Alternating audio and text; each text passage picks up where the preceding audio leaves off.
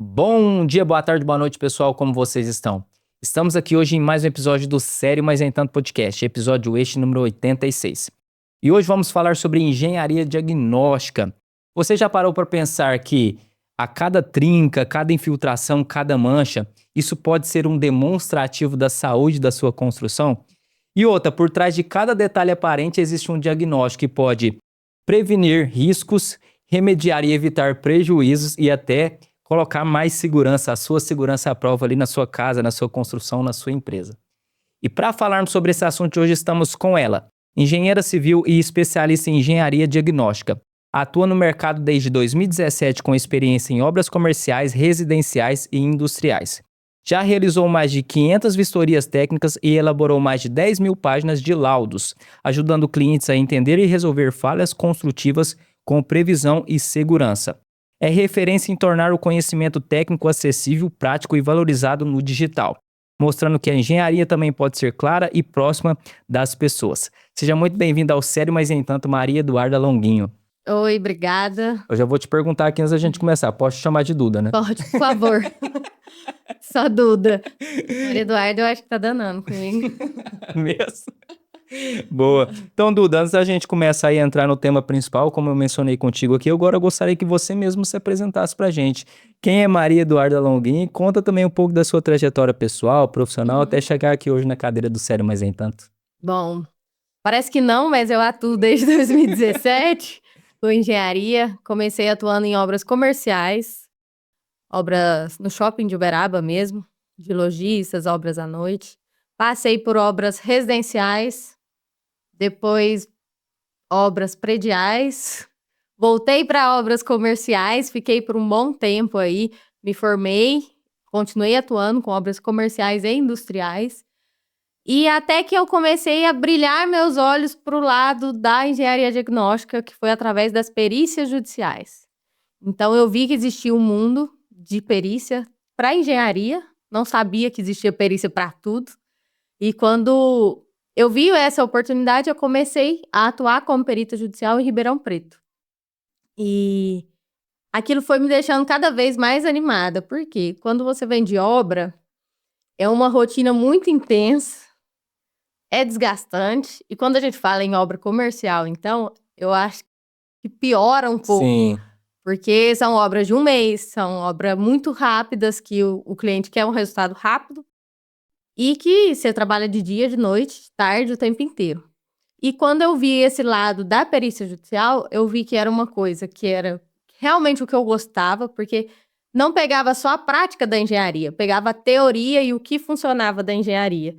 Então, não era só o que o mestre de obra sabe fazer. É o que realmente está escrito em norma, Sim. escrito em livro, que funciona. E aí, eu saí dessa área de obras. Eu tive, na verdade, um desgaste imenso na área de obras. Então, eu fui obrigada a parar.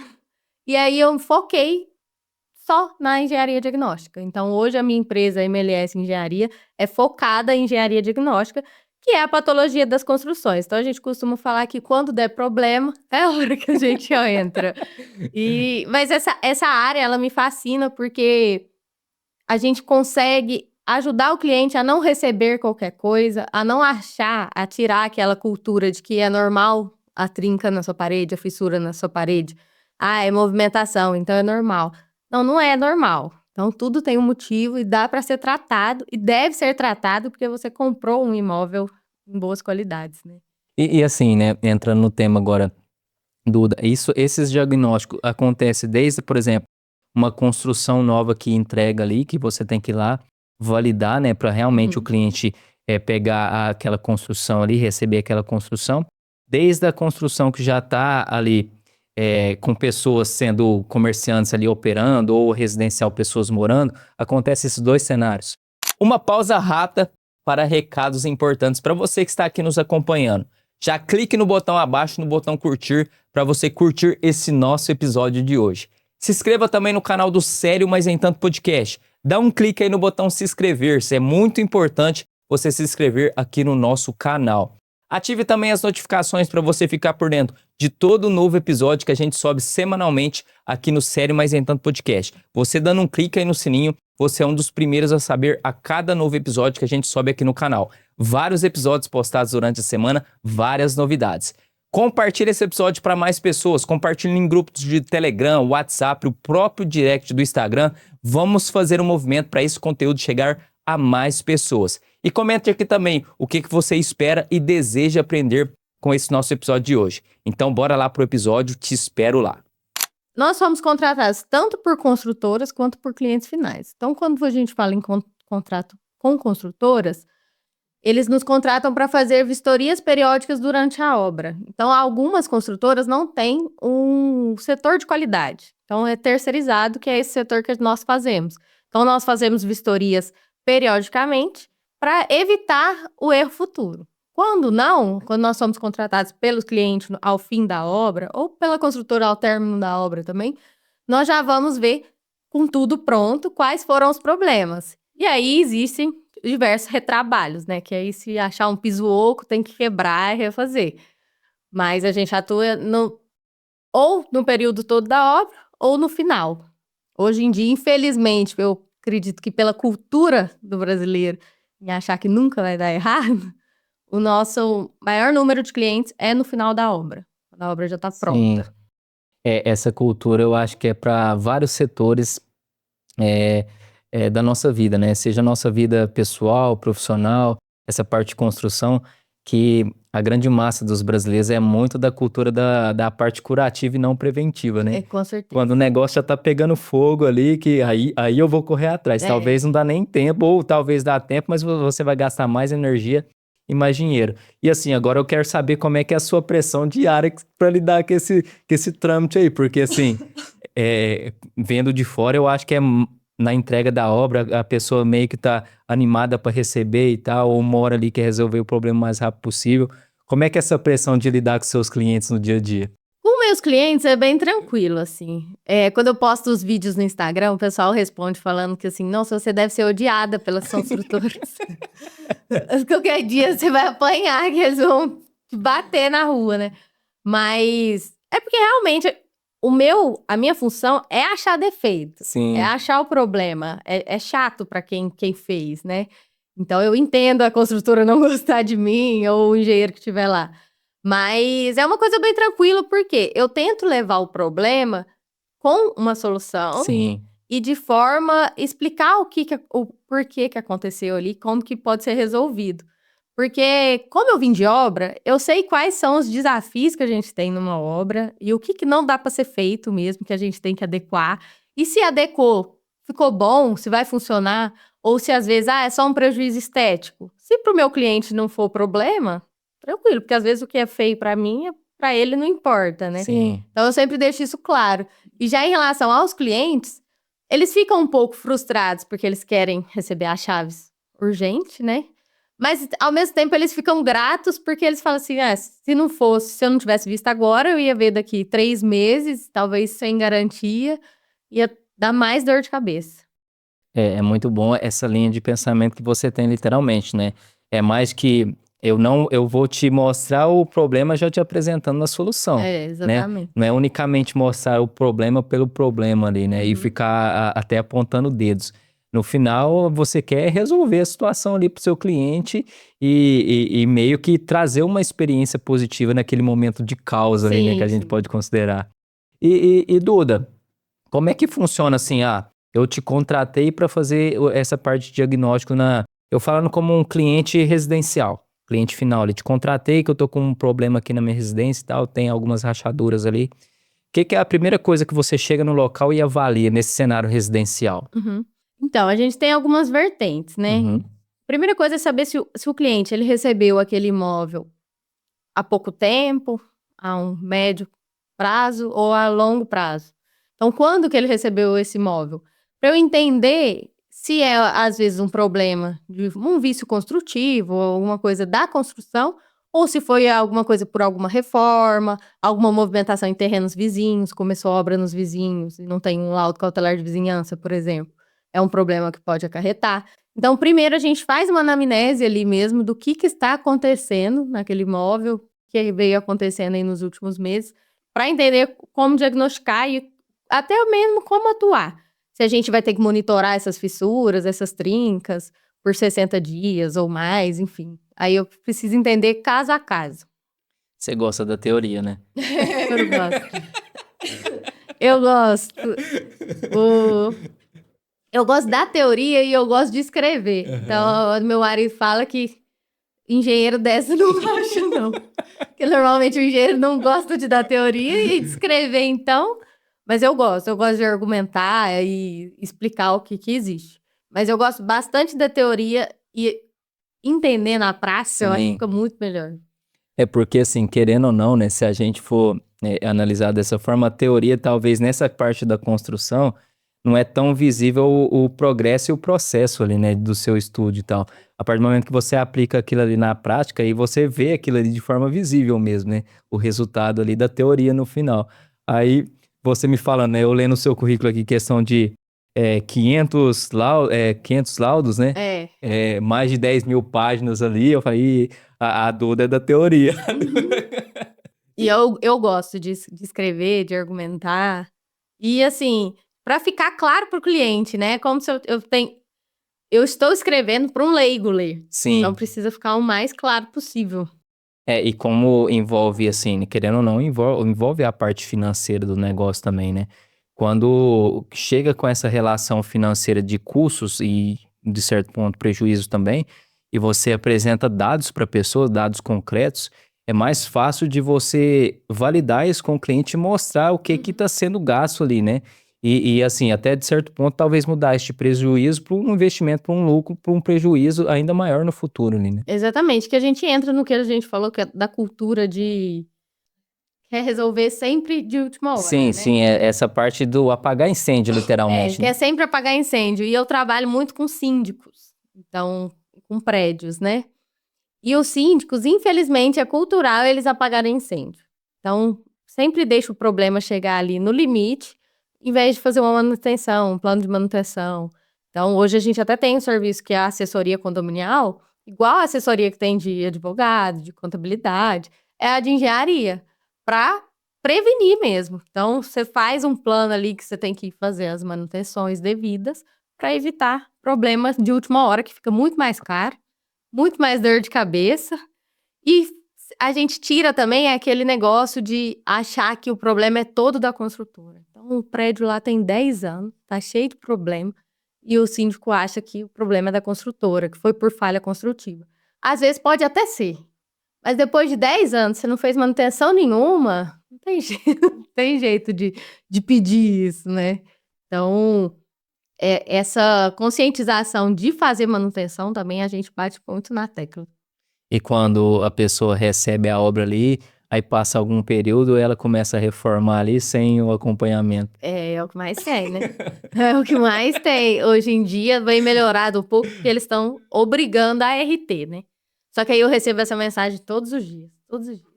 Quanto que você cobra para emitir uma RT? Só para emitir, só para emitir. Assim. Mas é porque o cliente, ele não sabe o que é RT, né? O síndico falou para ele e ele falou, preciso desse documento, sei lá o que é.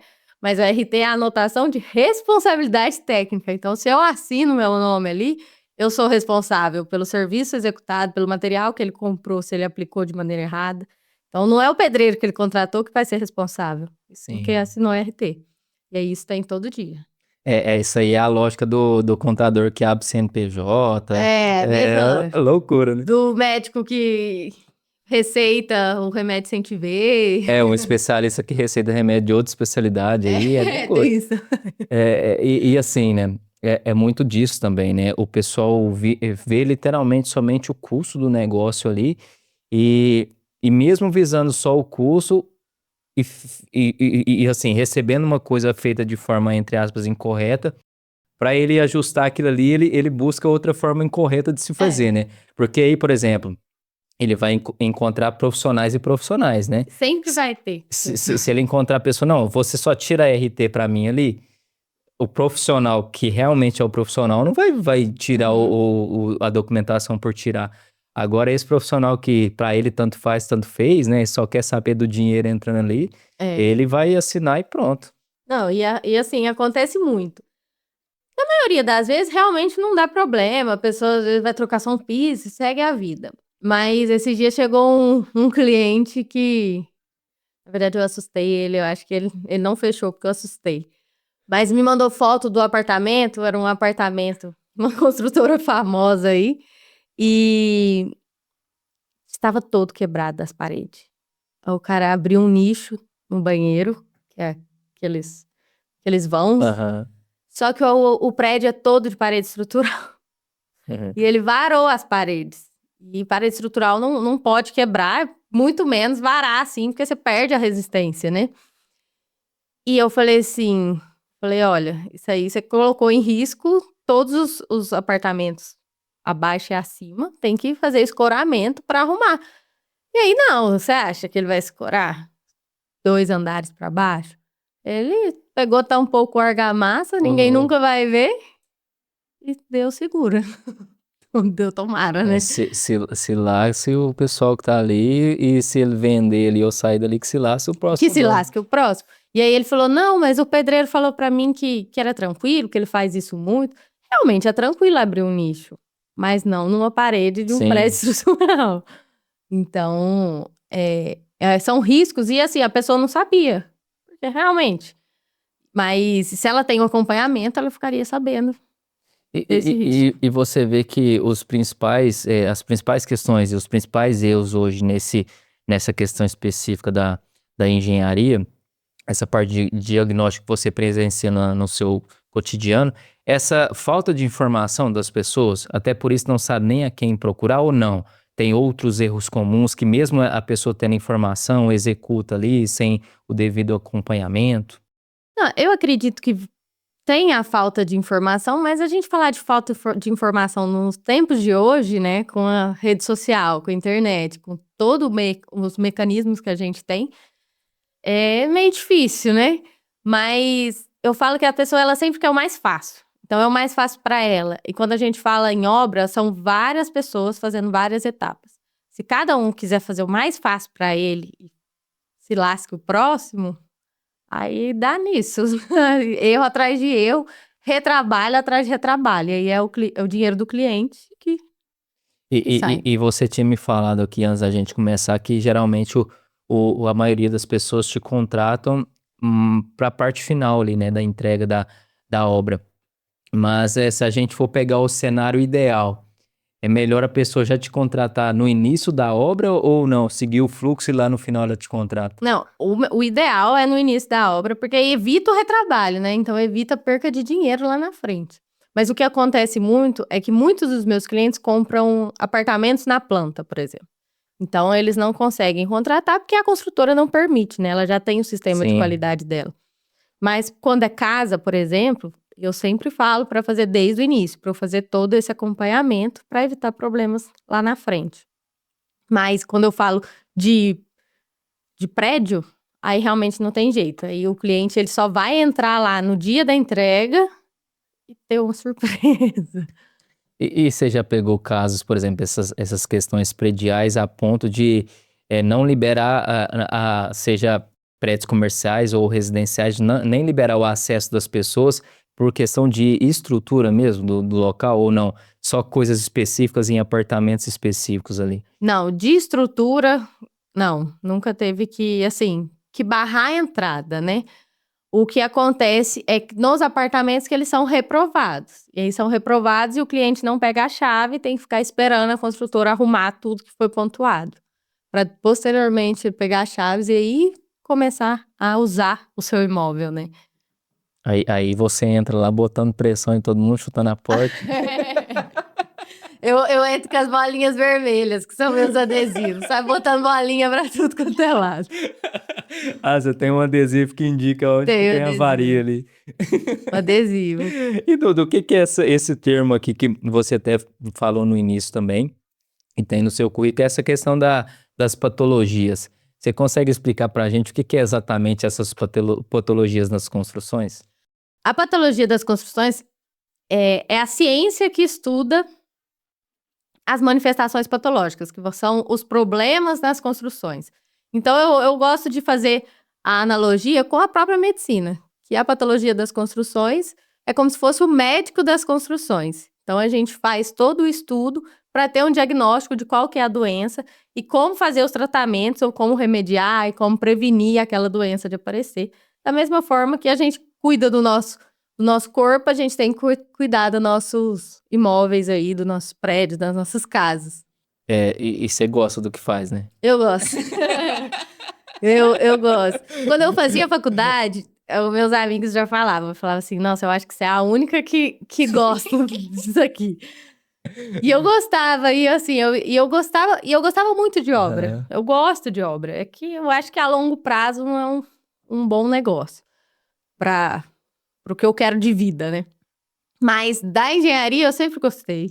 Eu sempre achei, assim, fascinante. E uma coisa que eu vejo que tem muito mercado, porque como é uma coisa bem específica e bem nichada aí na parte de construção, e assim, cada dia que se passa, mais aumenta, né, o índice de construção de fato, e construção feita talvez em larga escala, você vai saber melhor, falar melhor do que eu, talvez não necessariamente todas vão ter aquela qualidade ali, né, de entrega final, né?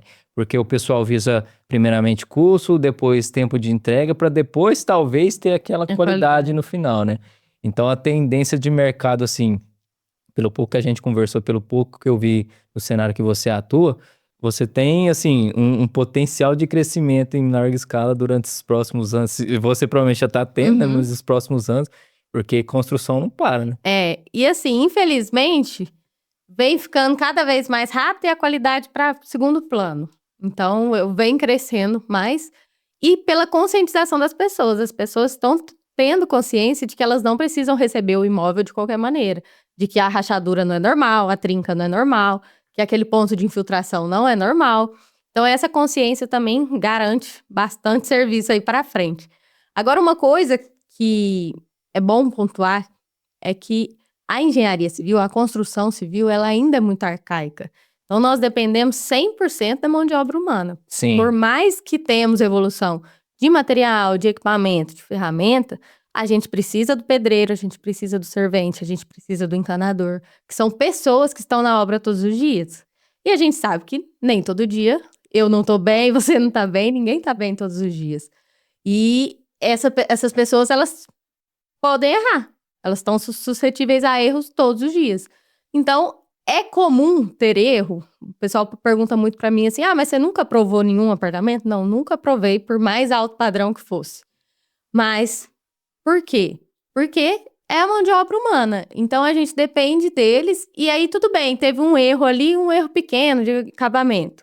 O que diferencia uma boa construtora de uma construtora ruim é justamente se ela vai justificar aquele erro ou se ela vai arrumar para o cliente ficar satisfeito. Sim. Que é um ponto importante aí também. Porque, infelizmente, não tem jeito, né? A gente depende do ser humano. Eu acho que é a profissão que não evoluiu ainda, que não...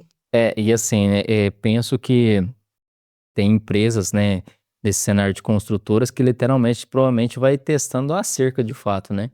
Por exemplo, não, vamos entregar e ver o que dá. Se a pessoa voltar, beleza. Se não, aí tipo assim, se a gente for ver por fora, eu vendo por fora assim, sei lá, se a cada 10 apartamentos, 7, 8 ali não falar nada e só 2 falar, entre aspas, eles estão saindo no lucro ainda, né? Exatamente. E é por isso que construtoras grandes que a gente tem aí não faliu ainda. Porque é a única explicação.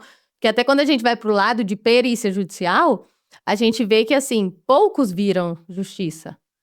E quando vira, o cliente sempre ganha. Então, isso é um prejuízo imenso para a construtora. Então, pensa se todos fizessem isso, todos solicitassem a qualidade que eles compraram, né?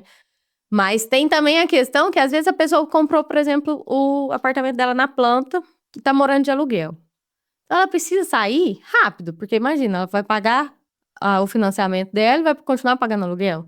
Então, às vezes, ela deixa a qualidade de lado para mudar rápido. E é nessas que a construtora ganha, porque aí vai fazer o quê? E teve cenários que você já pegou que tava totalmente com várias avarias ali, principalmente nessa parte de apartamento? Você teve que gastar uma cartela de adesivo? Eu tenho um rolo, é muito grande pra eu gastar ele. Mas eu já peguei apartamento com a parede quebrada, assim, com um furo na parede, Ô, louco. com trinca, com fissura, isso é normal, né? Pintura nem se fala, mas já peguei com problema de rede hidráulica, rede elétrica, tem muito. Mas como você falou dessa questão dos profissionais, que provavelmente eu vejo que é mais demanda do que de fato pessoas que estão ali para executar o serviço, né? Esse mercado da construção civil, nessa questão da mão de obra em si, não está se especializando há anos, né? Ali, né? E penso que, por exemplo, os bons pedreiros, né? Os bons profissionais ali estão cada vez mais escassos, Tá acabando. estão envelhecendo, né? E o pessoal prefere muito, sei lá, entrar para um digital, entrar para uma demanda que, entre aspas, não vai desgastar tanto a parte física da pessoa do que propriamente seguir para essa linha de construções. Mas, que nem você falou, né? Citou que cada um talvez tá com um dia diferente ali, em termos emocional e tal. Mas eu acho que não é nem esse o mérito, porque se fosse isso, era fácil resolver, né? Eu acho que a principal questão é essa não especialização e não a falta de treinamento e acompanhamento, de fato, né? Porque é meio que, não, eu tô te contratando, vai lá e faz, eu virar as costas, depois eu volto lá só para validar e entregar a obra, né? E não funciona assim, né? Antigamente o pedreiro bom de hoje é porque o pai dele foi pedreiro e aí veio vindo de gerações e gerações. Hoje, realmente, tem oportunidades que os jovens falam, não, pra que eu vou ficar lá no sol carregando peso? Vou fazer outra coisa. Mas, e assim, hoje, isso depende, né, de construtora para construtora, a questão de quanto ele valoriza esse profissional. Não só com treinamentos, mas financeiramente também. Porque é um pessoal essencial, né, na obra. Há algumas construtoras, sim, várias, elas têm o setor de qualidade. Ele só não funciona. Porque eu tava esperando um resultado positivo, mas tem o setor efetivo. Não, porque assim, se funcionasse, eu ia entrar lá, não ia ter um buraco na parede. Ninguém lá entrou antes. Tem que ter o setor de qualidade pro setor de qualidade. Setor de qualidade. Aí ele não funciona, então esse é o grande problema, porque o processo ele existe, o como fazer ele existe. As fichas de verificações de serviço, as grandes construtoras todas têm. Mas não se aplica. Se a gente for analisar num contexto empresarial da coisa, é porque como tem muitas pessoas envolvidas e assim, ou é uma empresa de vários donos, né? Que vários opinam ali e no final não tem um consenso ali de aplicabilidade, ou é literalmente a empresa sendo um reflexo do dono, não tem como não ser isso, né? Então, se o dono não cobra, não é efetivo, ou cobra e não dá exemplo a partir da influência, lá na ponta não vai sair como planejado. Com certeza. Tanto que a gente vê, às vezes, construtoras menores com muito mais qualidade. Aqui em Uberaba tem muitas construtoras menores que entregam muito boa qualidade. Perto das grandes que tem aí, é assim, é absurdo. E assim, né, igual você falou, né, que seu marido é engenheiro civil, né, daqui uns dias você está abrindo uma construtora. Não, ele atua com gerenciamento de obras. Mas é o que a gente fala lá em casa, que ou entra dinheiro dos dois jeitos. Ou constrói com ele gerenciando, ou vai precisar de mim depois para fazer um laudo para entrar na justiça, enfim. E como é que funciona essa questão dos laudos, Duda? Por exemplo, você vai na construção, no imóvel, avalia ali, aí você faz esse laudo e aciona a construtora, que seja judicialmente? Como é que funciona esse processo documental da coisa? Isso aí depende muito do que é a necessidade do cliente. Eu até gosto de dizer que os meus serviços não são padronizados. Eu não tenho, por exemplo, modelo de laudo igual para todos os clientes, porque é bem personalizado dependendo da demanda dele. Então, a gente tem casos aí que o cliente vem, às vezes, com a obra dele foi abandonada pela construtora. Louco. Aqui em Uberaba tem muitos.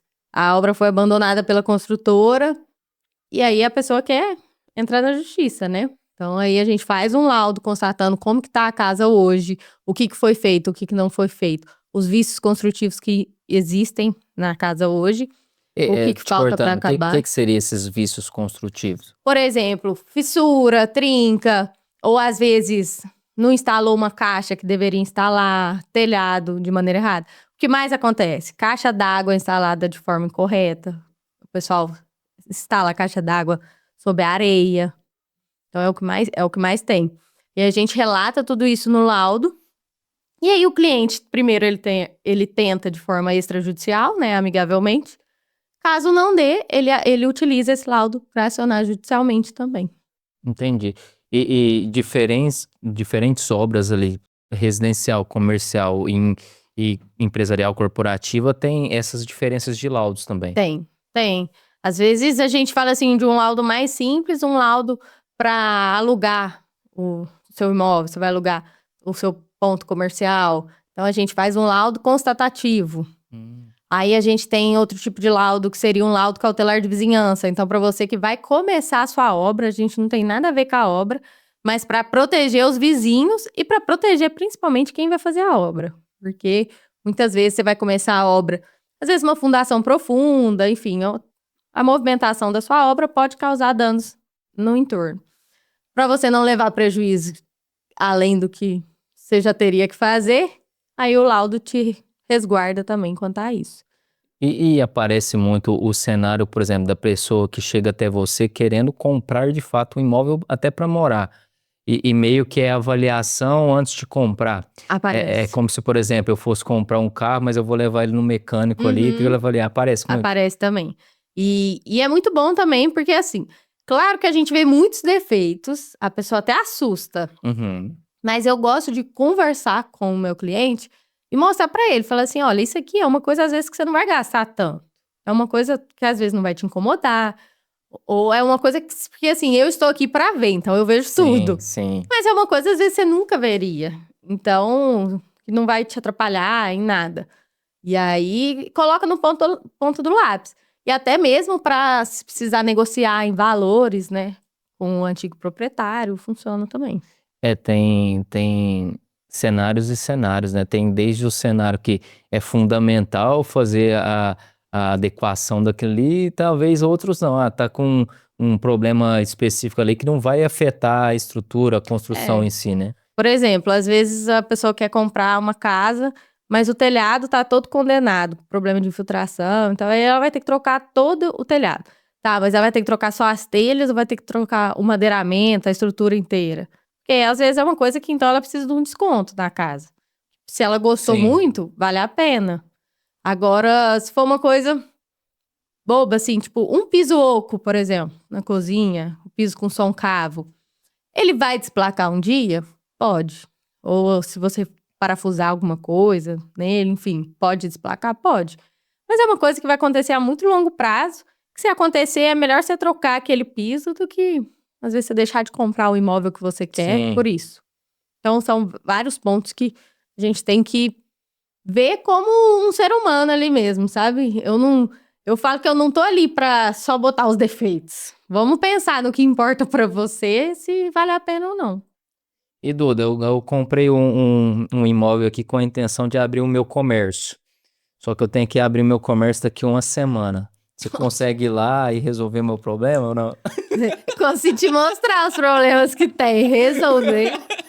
Não tem jeito. É nesse cenário aí que você, entre aspas, sofre mais com esse tipo de cliente comerciais? Assim, hoje, até que eu bato na tecla que a gente precisa fazer o estudo do diagnóstico para antes começar uma obra de reparo, por exemplo. Porque senão vai ser retrabalho, vai ser perca de dinheiro. Então, hoje eu falo, olha, eu preciso de X dias para fazer o laudo e a gente entender o que está acontecendo. E depois a gente vê quem que a gente tem que contratar. Então, por exemplo, ontem eu estava numa vistoria, que foi um apartamento que pegou fogo. Poderia começar a obra? Poderia. Mas a gente não sabe se tem que fazer reforço estrutural, se não tem, se danificou a estrutura, né? Enfim. A rede elétrica, quanto que foi danificada? Totalmente? 100%? Só uma parte? Enfim. Então, a gente faz um estudo completo ali para depois começar a obra. Entende? E tem equipamentos que te auxiliam para fazer essas vistorias ou não? É tudo no seu olho humano? Como é que funciona esses equipamentos? Não, tem, graças a Deus. Hoje tem muitos equipamentos aí no mercado. Hoje o que eu uso é a câmera termográfica, que a gente vê a diferença de temperatura. Então eu utilizo muito para identificar vazamentos, tanto vazamento ou superaquecimento de quadro elétrico também. Tem um scanner de parede, que mostra onde tem tubulação, onde tem estrutura. Tenho também geofone, que é para caça-vazamentos também. Esse a gente consegue, por som, escutar onde que tá o ponto de vazamento. Tem esclerômetro, que é um equipamento para medir a resistência superficial do concreto. Então, são equipamentos que nos auxiliam para fazer ensaios não destrutivos. Então, para a gente não ter que quebrar a parede inteira para achar um vazamento, por exemplo. Então, a gente utiliza eles para quebrar o mínimo possível. Eu falo, quando eu vejo aquela parede toda quebrada, me dá até pânico. Falo, nossa. E outro pânico que você deve ter é quando você vai lá, faz a vistoria, passa toda a documentação, o que está acontecendo lá no local para o seu potencial ou eventual cliente ali, e ele meio que dá de ombros e executa fora da sua vistoria. Isso acontece muito com síndico para prédio. Ele faz lá a inspeção predial, tem um plano bonitão do que ele tem que fazer. Não, especificado por tabela, assim, ó, tabela por tabela, o que ele tem que fazer primeiro, o que ele tem que fazer em segundo, com grau de prioridade, né, grau de risco. E eu acho que ele vira as costas e fala, próximo problema que apareceu, resolve. Eu literalmente não sei como, porque tipo, hoje eu moro num apartamento, né, um prédio e tal.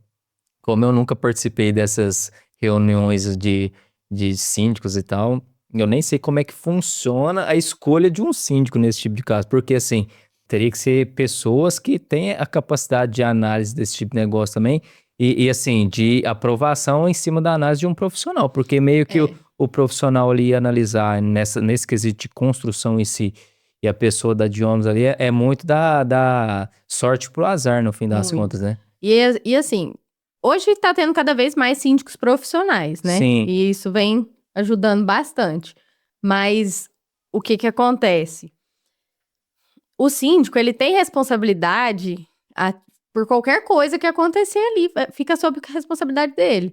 Então, se aconteceu um problema, por exemplo, aconteceu esses dias, saiu notícia que uma criança morreu num balancinho que o condomínio fez por conta própria e caiu e matou a criança. O síndico responde por homicídio. Então, é uma coisa que o síndico tem que pôr na balança. Até que ponto compensa eu ficar aqui lutando pelos meus condôminos em relação a preço do serviço e pôr o dele na reta. Eu tenho casos de perícias judiciais também que o síndico está respondendo por um erro de engenharia da empresa que ele contratou, sendo que ele falou em assembleia, ele solicitou em assembleia que tivesse um engenheiro para acompanhar. Só que os condôminos não aceitaram. Mas no final, quem está respondendo o processo é o síndico que está gastando com o advogado, que está lá nesse trâmite todo. Então, é um trabalho, né, assim, e tem que ser levado muito a sério a sindicância, porque é uma responsabilidade. E tem muitos locais que você faz a vistoria que, por exemplo, quando você chega lá, não aparenta estar tão assim, o circo não tá pegando fogo assim, mas quando você começa a passar os instrumentos, você vê que tem problemas maiores do que você enxergou inicialmente? Acontece que assim, às vezes a gente acha que não tem nada ali, né? E o aparelho mostra. Eu falo que às vezes eu duvido dos meus aparelhos. E aí eu falo assim, gente, paga caro no aparelho e eu duvidando dele. Aí quando vai ver, ele sempre tá certo. Mas é porque, além dos aparelhos, a gente tem que ter um senso crítico, Sim. né? E uma análise do que tá acontecendo, não é? Ele não dá uma resposta exata. E é uma coisa muito importante também da engenharia diagnóstica, é que ela não é tão exata igual as outras engenharias, assim. Porque é muito interpretativo e muito diagnóstico, igual um médico mesmo. Ele te diagnostica com uma coisa que, às vezes, um médico diferente ia falar que era outra coisa. Então, isso Entendi. acontece muito. E como é que faz hoje para te contratar? Como é que é a Duda como empresária, como empresa hoje? Você tem o escritório físico ali, tem mais pessoas envolvidas, você faz tanto a tratativa de pontos residenciais, comerciais, prediais, corporativos. Me dá um overview sobre a Duda empresária agora. Bom, hoje a minha empresa é bem enxuta, porque são de profissionais para fazer a vistoria mesmo. Mas eu tenho um escritório físico aqui em Uberaba. E aqui sou eu e mais uma assistente de engenharia. Então, eu faço a parte comercial e a parte técnica. E ela me auxilia na parte de escritório, de algumas vistorias também. Então, eu venho treinando ela para ir cada vez mais para a vistoria. Tenho engenheiros parceiros também, que às vezes para vistorias grandes fazem junto comigo. E eu consigo atender no Brasil todo em quesito de vistoria de recebimento de imóvel novo. Por quê? Eu tenho em cada região do país, eu tenho um parceiro que faz a vistoria a partir do meu método e eu faço o relatório validando todo o serviço que foi feito. Então, como a rede social entrega, né, bastante para o Brasil todo, eu consigo atender essa demanda também. Então, hoje a gente atende São Paulo, Belo Horizonte, já fiz Rio de Janeiro, Curitiba. Então, são várias cidades aí que a gente consegue atender. E nesses pontos em específico que você relatou muito aqui para mim sobre essa questão das construções, né, na planta ali, né, eu comprar o meu apartamento na planta. Eu como um leigo total ali, como um comprador desse tipo de apartamento, eu consigo de alguma forma avaliar, assim, coisas simples de serem avaliadas e diretas, até para me ver se realmente faz sentido o meu investimento ou não, só quando tá colocando em prática ali, de fato subindo a construção literalmente. Consegue. Eu até sugiro que assista meus vídeos, que você vai conseguir ver bastante problemas comuns. E aí, isso já dá um estalo, né, para o que ver. Mas, assim, o nosso olho como engenheiro, né, como engenheira, fica muito clínico. Mas uma pessoa leiga, se ela for bem orientada, ela consegue ver alguns pontos que são essenciais, que vão dar problema futuro. Por exemplo, abrir um ralo, ver se esse ralo está entupido, está com resíduo de obra, se esse ralo está quebrado, que é um problema que vai dar. Ou abrir todas as torneiras, dar descarga, olhar a pintura. Então, são coisas que dão para fazer. Agora, quando você leva um profissional, fica tudo muito mais rápido, né? Então, a gente já olha tudo imediato. E as construtoras vêm cada vez mais colocando tempo limite para vistoria. Isso é um problema. Então, você comprou seu apartamento, você vai receber, ela fala lá, ó, você tem 40 minutos para fazer a vistoria. Ah, entendi. E aí, se você não tem o olho clínico, você não vai ver rápido. Então, o engenheiro já olha rápido. Mas é assim, é totalmente possível fazer também. Só alguns pontos que demandam mais atenção. E é o que eu falo, hoje em dia, conhecimento na internet aí é o que mais tem, né? Então, você consome, que você já vai ter boas dicas. Tem pessoal que vende checklist na internet, enfim. E será que por que isso acontece? Para o pessoal meio que camuflar os problemas? Algumas acho que usa por isso, outras usam porque precisa colocar um prazo ali, né? E marcam vários no mesmo dia, para dar tempo de fazer de todo mundo. Mas eu tenho uma mentorada, que ela é de Recife. E ela me mandou mensagem essa semana, que ela vai fazer uma vistoria, e a construtora deu 20 minutos. Falei, 20 minutos? 20 minutos vai entrar e sair dentro do apartamento, deu nem pra ver. Aí, assim, 20 minutos já é sacanagem, já. Só pode ser pra não ver. Só que, assim, o que muda, o que as construtoras muitas vezes esquecem, eu falo que algumas construtoras inventam leis, inventam código, é que você tem garantia, conforme o Código Civil, Código de Defesa do Consumidor, 90 dias para vícios aparentes. Então, são aqueles vícios que a gente consegue ver a olho nu. Então, Sim. uma fissura não, porque a fissura pode surgir depois. Mas um problema de pintura, ou a torneira não tá funcionando, são vícios aparentes. Você tem 90 dias desde que foi entregue. Então, independente se você aprovou ou reprovou seu apartamento e começou a dar problema, às vezes você aprovou hoje e amanhã tá com esse problema, ainda tá na garantia. e 180 dias para vícios ocultos. São aqueles que aparecem com o uso mesmo. Esse não tem jeito. Duda, agora eu quero saber sobre a Duda mentora, igual você já falou aqui, a Duda professora, como é que funciona esse... Eu posso considerar outra linha de negócio sua também, né? A Duda é educadora. Como é que como é que tá funcionando isso atualmente? Então, eu criei a mentoria com o intuito de conscientizar mais também os engenheiros sobre essa área da engenharia diagnóstica e mostrar uma saída para o engenheiro. Por quê? A engenharia civil ela é muito ampla. Então, tem várias áreas na engenharia civil. Só que, infelizmente, a nossa sociedade acha que a engenharia é ou projeto ou obra. Só.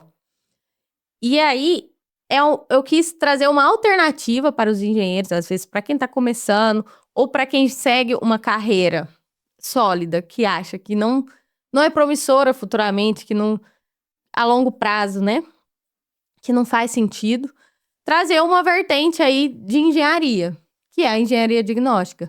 Então, eu trouxe essa mentoria para trazer a prática da engenharia diagnóstica, a prática do empreender dentro da engenharia, porque a técnica, lógico que tem a técnica, enfim, mas a técnica nós engenheiros já aprendemos, a gente aprende todos os dias aí e faz curso específico de cada tema.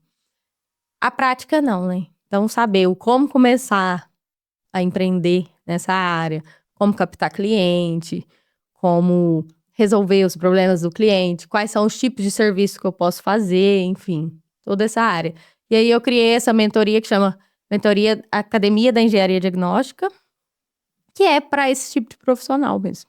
Então envolve a parte de gestão, literalmente, do negócio ali. Uhum, exatamente. Porque assim, eu tenho o foco daqueles que estão iniciando na carreira como engenheiros, mas o maior foco é aqueles que já atuam como engenheiros, mas querem mudar de área, porque tá cansado daquilo que foi uma coisa que aconteceu comigo. Então é uma coisa que eu tenho propriedade para falar que dá certo. Porque eu atuava com obra e parei de atuar com obra porque queria seguir outro rumo. E eu falo até que a engenharia diagnóstica, ela abre alguns caminhos, porque eu ficava pensando, eu ficava naquela correria de obra e eu falava assim, gente, o dia que eu quiser ter filho, não tem jeito. Porque como que vive nessa correria? Como que tira a licença maternidade na obra? Eu vou ficar 9 meses com a aula parada? E aí eu falei assim, não, eu preciso trabalhar com alguma coisa que funcione. E aí a engenharia diagnóstica, assim, encaixou muito bem. Porque, claro que nós temos as vistorias que têm que ser feitas, mas tem todo o como fazer esse trabalho de forma amena, assim, sem surtar, sem escalão. A correria, ela existe naturalmente, não tem jeito. Se eu falar pra você que não vai correr, eu hoje trabalho muito mais que eu trabalho com obra. Mas é diferente, né? É totalmente diferente. Mas assim, né? É muito sobre a parte comportamental de pessoas para pessoas e pega muito sobre a própria identidade, né? A gente se conhecer, né? Como pessoa e como profissional.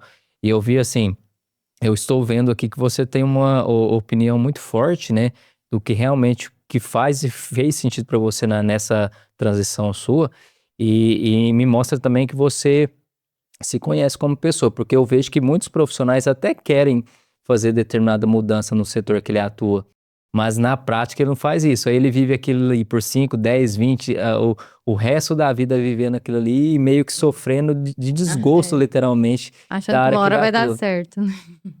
E então, assim, penso que você fez essa mudança, tinha o quê? Uns 22, 23 anos? Eu comecei muito cedo, né, na engenharia. Eu estagiei, assim, desde o início da faculdade. E eu fiquei, assim, 7 anos em obra, nessa loucura de obra, sem tirar nada de férias. Porque a obra, assim, acaba uma, quando a gente fala de obra comercial, industrial, acaba uma, você já emenda na outra e vai indo. E tá tudo bem, porque eu gostava de trabalhar. Só que a gente tem que entender que existe um corpo aqui, né? Ele precisa de descanso, a mente precisa de descanso e tudo precisa ser dosado, né? Na medida correta.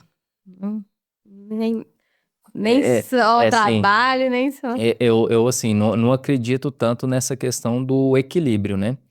Porque eu penso que às vezes a gente realmente precisa desequilibrar para Andar. subir de nível, né? Eu vou muito na linha do balanceamento, né? A gente tem que sempre tentar balancear as coisas ali. Porque, literalmente, eu vejo assim, que muitas pessoas, né, se desequilibram nesse cenário de equilíbrio e desequilíbrio, só que não data, né? Isso, por exemplo, eu vou desequilibrar por, sei lá, 6 meses, 1 ano, não data. Aí fica desequilibrado aí 2, 3, 5 anos, 10 anos, tá acabando com a parte física, tá acabando com a família, tá acabando com a empresa. E lá na frente, nesse cenário específico, não vale a pena, né, o preço que se paga. E eu acho assim, o nosso corpo dá muitos sinais. Sim. É que a gente ignora, né? Mas ele dá muitos sinais de que tem alguma coisa acontecendo. Então, eu acho que a gente aprender a ouvir o nosso corpo. E assim, quando eu passei por esse transtorno, eu era muito nova mesmo. 24 anos, né? Era 23, 24 anos. Hoje, a gente já tem curso de PNL, Sim. curso de desenvolvimento pessoal. Então, aí você começa a controlar suas emoções e saber sentir cada emoção. Que eu acho que é aí que tá. Você tá tudo bem você sentir elas. Porque você sente e vai passar e aí você vai caminhando. Aí você chegou nessa idade, 24 anos, você tá começando a morder parede, você falou, não, agora... Eu falei, desse jeito eu não chego nos 30, mano. Eu falei, nossa. Foi bem isso, eu falei, nossa. Se nova eu tô assim, pensa. E Duda, essa parte, novamente, das tecnologias, agora voltado para as inteligências artificiais. De alguma forma, isso também te ajuda até nessa parte prática do negócio, essa parte das vistorias, dos laudos. Também você usa isso como ferramenta para te auxiliar? Eu uso mais na parte de escritório ali, na parte de redação de laudos. Então, mais na parte assim, vamos dizer, do português, do deixar bonito um texto. Isso a gente utiliza bastante. E eu falo lá no escritório que é para usar mesmo, porque não é para você perguntar o que tá acontecendo, não é para você dar o diagnóstico pelo chat GPT, por exemplo. Para você usar ele para virar uma ferramenta de deixar o seu laudo mais fácil de uma pessoa leiga entender, com palavras melhores, enfim, nisso a gente já utiliza muito. Mas eu vejo muito, por exemplo, eu mesma já fui perguntar de norma no chat e não funciona. Ele sempre dá a norma errada. Ou às vezes eu que não tô sabendo perguntar, mas todas as vezes, então, eu falo, pode perguntar, deixa ele falar, mas pesquisa depois se é essa mesmo. Procura a norma, lê ela e vê se tá nisso. Porque até nos meus laudos eu coloco print da norma, né? Então, eu preciso que seja ela mesmo. E nesses conteúdos que eu li aqui na sua apresentação, né? Pegar coisas técnicas demais e trazer na linguagem popular para todos ali que vê aquele conteúdo entender. Da onde que veio isso? Realmente você faz isso, propaga nas suas mídias para a pessoa? Porque penso que nesse cenário é muita coisa técnica envolvida. Muito. Né? Quando eu comecei a empreender mesmo na engenharia diagnóstica, o meu maior desafio era a conscientização dos meus clientes. Então, os meus clientes precisavam de mim, mas eles não sabiam que existia uma Duda que fazia isso. E aí, não adiantava eu falar técnico. Porque se alguém chegar para me explicar alguma coisa técnica de medicina, nutrição, enfim, eu não vou prestar atenção. Eu falo, ixi, Maria. O meu marido fala que eu não tenho vontade de aprender. Eu falo, não é isso, mas tem que ser mais fácil. Então, eu comecei até a levar para a rede social de uma forma mais natural, de uma forma que, assim, mostrando o que vai atrapalhar no seu dia a dia, para você entender o que isso vai te causar. E aí, eu levo isso para os meus laudos, porque não adianta eu ir entregar um laudo para minha cliente, que ela vai começar a obra de reparo. Ela nem sabe o que tem que fazer, porque ela não tá entendendo uma palavra que tá escrita ali. Claro que até quando a gente fala de perícia judicial, para laudos de perícia, o juiz também ele não é técnico em engenharia. Então, não adianta eu falar coisas técnicas de engenharia que ele não vai entender. Então, eu tento trazer o mais claro possível para pessoas leigas. Até quando eu comecei nas redes sociais, eu fazia alguns conteúdos e eu tenho uma cunhada que é educadora física e uma cunhada que é médica. E aí eu mostrava pra ela, falava, você entendeu? Porque aí você vai entender, todo mundo vai entender, porque é de outra área, né? Aí eu usava elas como parâmetro. É a lógica de quem tem filhos também, né? Se eu explicar pro meu filho e ele entender, né? Tipo assim, e adolescente ali, entre a infância e a adolescência, ele entender, tá fácil. Então, se ele entende, qualquer um entende. É muito sobre Exatamente. isso, né?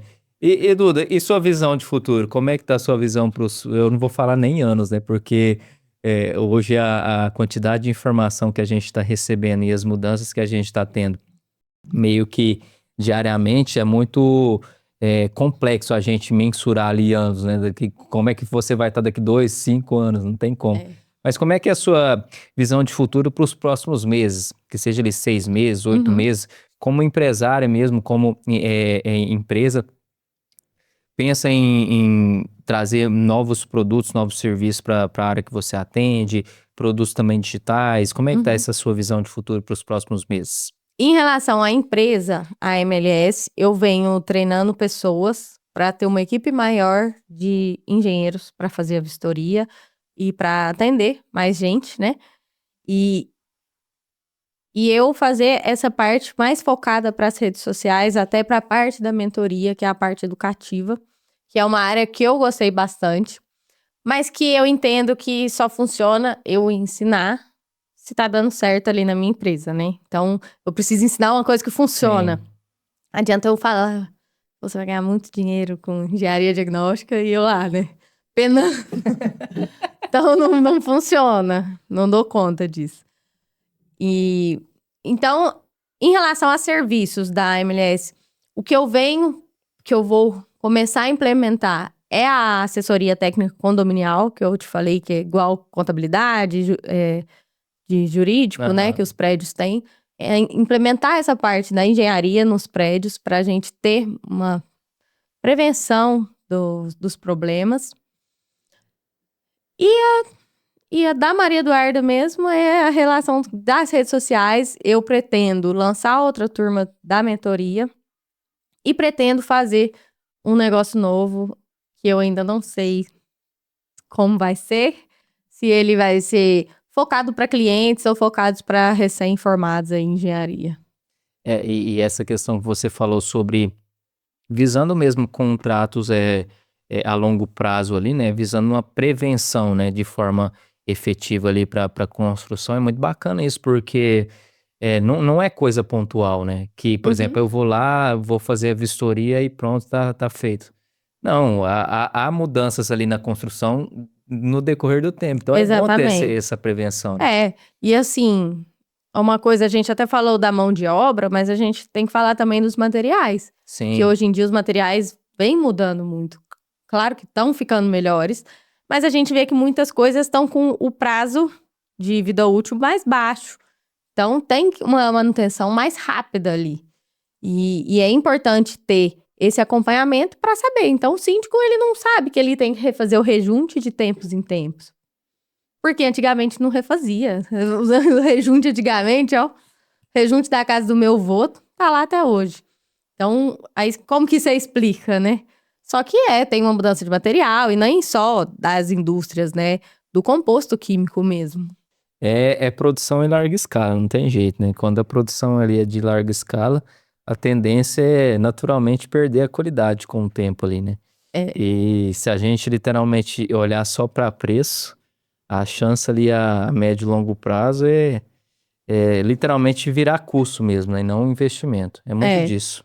E assim, eu acho que tá tendo essa consciência disso agora, porque realmente tá tendo muitos problemas com construção. Então, as pessoas estão tendo que arcar com coisas no susto para conseguir morar bem. E aí, isso traz a conscientização para a pessoa entender que um engenheiro é importante ali.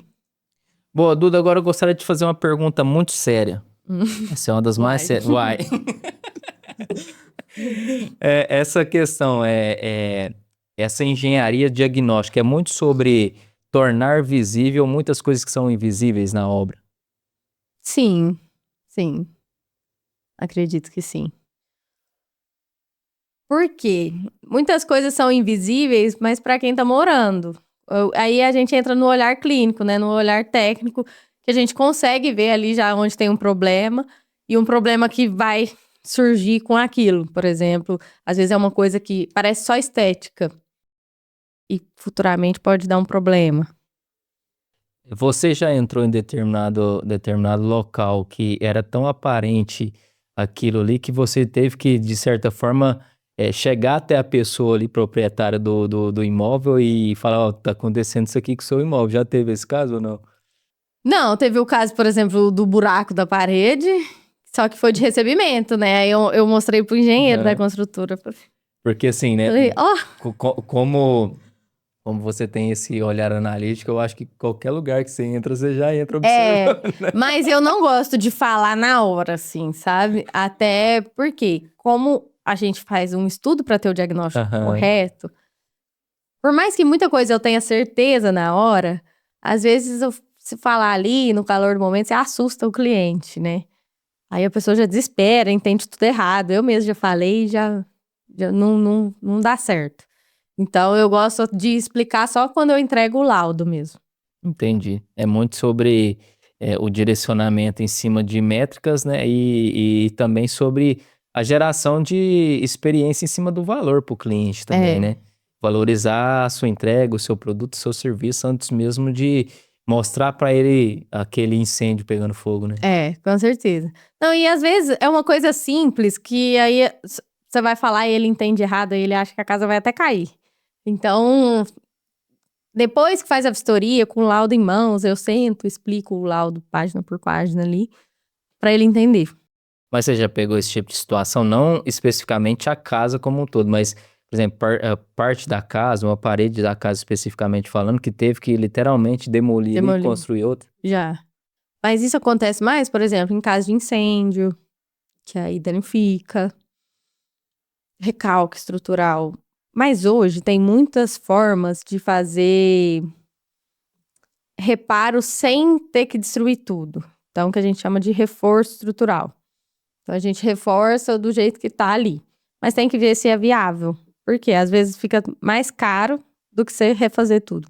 E quando a pessoa constrói num terreno sem avaliar o terreno ali, e constrói, não faz direito, e aí, como é que faz? Sem avaliar o solo, você Isso. fala, isso acontece. Isso acontece muito. Até engenheiros que não fazem estudo de solo. E aí é um problema. Porque aí fica mais difícil da gente achar a causa, né? Porque aí a gente tem que fazer o Sim. estudo de solo para saber o que tá acontecendo. Mas acontece com frequência também.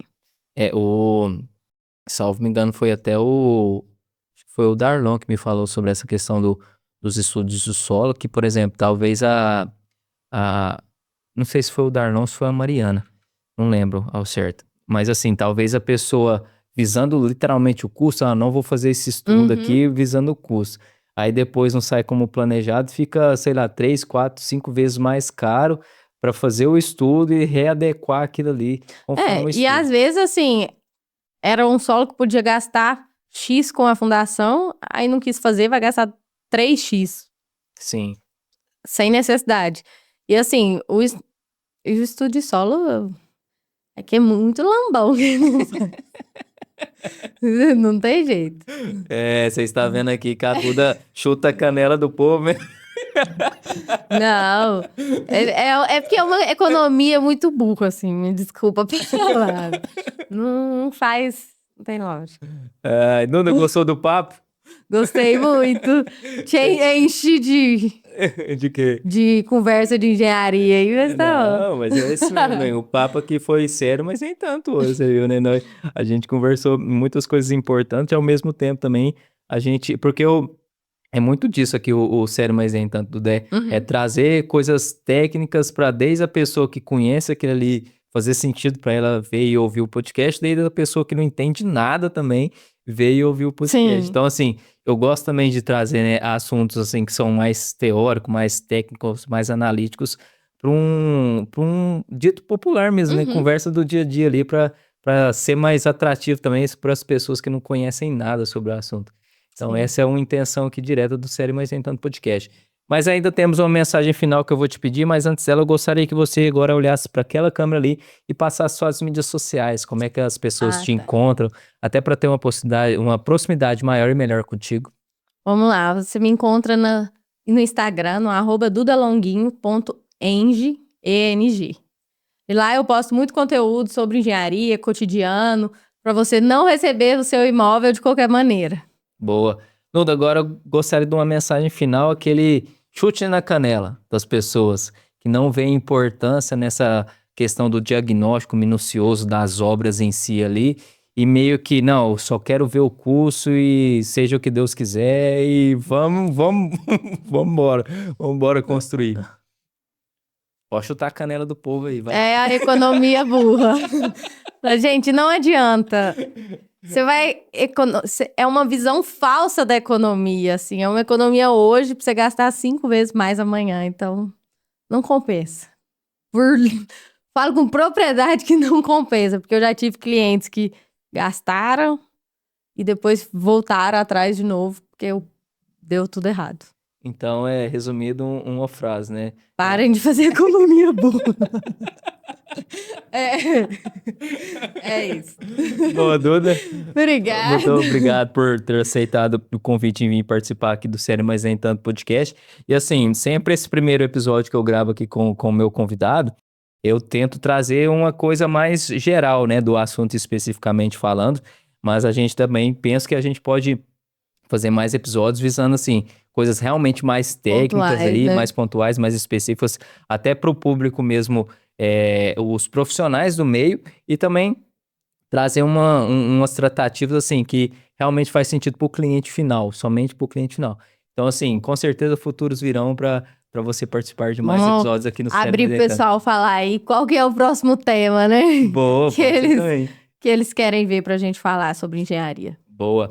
E para você que chegou até aqui já sabe, clica no botão logo abaixo aí no botão curtir para curtir esse episódio de hoje gravado aqui com a Duda. Se inscreva também no canal do Sério Mais Nem Tanto Podcast. Dá um clique aí no botão se inscrever, é muito importante você se inscrever aqui no canal. Ative também as notificações para você ficar por dentro de todo novo episódio que a gente sobe aqui no Sério Mais Nem Tanto Podcast no YouTube. A gente está subindo vários episódios aqui durante a semana. Então você clicando aí no botão do sininho, você ativa as notificações e fica por dentro de todo novo episódio que a gente posta aqui.